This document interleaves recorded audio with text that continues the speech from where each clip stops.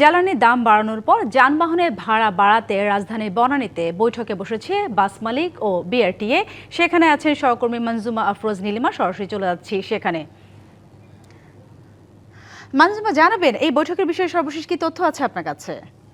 সাথী, আপনি জানেন আমি বর্তমানে অবস্থান করছি বিআরটিএ যে সদর দপ্তর সেখানে, এবং এখানে কিন্তু ভিতরে বিআরটিএ চেয়ারম্যান এবং বাস মালিক সমিতি যে সেক্রেটারি এবং সাথে কিন্তু সড়ক পরিবহন মালিক সমিতির মহাসচিব রয়েছেন, তারা ভিতরে বৈঠক করছেন এবং তারা এখন কোনো ধরনের কোনো কথা তারা জানানি এবং তাদের কোনো বক্তব্য কিন্তু আমরা পাইনি। তবে সিদ্ধান্ত হয়েছে যে ডিজেলের দাম যেহেতু 15 টাকা বৃদ্ধি করা হয়েছে, সেক্ষেত্রে আসলে বাস এবং মিনি বাসের ভাড়া আগে যেটা ছিল 2 টাকা 12 পয়সা থেকে বাড়িয়ে প্রস্তাব করা হয়েছে যে 4 টাকা 5 পয়সা বৃদ্ধি করার জন্য তারা বলছেন। এবং এই জ্বালানি তেলের দাম যেহেতু দিন দিন বেড়েই চলেছে, সেই জন্য কিন্তু আসলে ভাড়াটা বাড়ানোর কথা তারা বলছেন। কারণ তাদের কথা মতে, তাদের ভাষ্য মতে আসলে শ্রমিকদের উপর যা আসলে যারা হেল্পার থাকে, কন্ট্রাক্টর থাকে বা ড্রাইভার থাকে, তাদেরও কিন্তু আসলে একটা মূল্য বৃদ্ধি, তাদের বেতন ভাতার একটা বিষয় আছে। সেই জন্য কিন্তু ভাড়াটা বাড়ানোর কথা তারা বলেছেন এবং আজকেই তারা এই বৈঠকটা করেছেন। যেহেতু প্রস্তাবনাটা হয়েছে, প্রজ্ঞাপন কিন্তু এখনো কোনো ধরনের জারি হয়নি। ভিতরে আপনারা এখানে দেখতে পারবেন যে ভিতরে কিন্তু মিটিং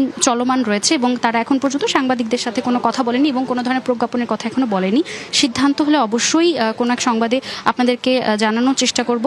এবং এখানে যে জ্বালানি তেলের মূল্য বৃদ্ধিকে কেন্দ্র করে কিন্তু বাস ভাড়া পুনর্নির্ধারণ নিয়ে তীব্র আলোচনা সমালোচনার সাথে কিন্তু এখানে অভিযোগও দেখা দিচ্ছে বিভিন্ন ধরনের।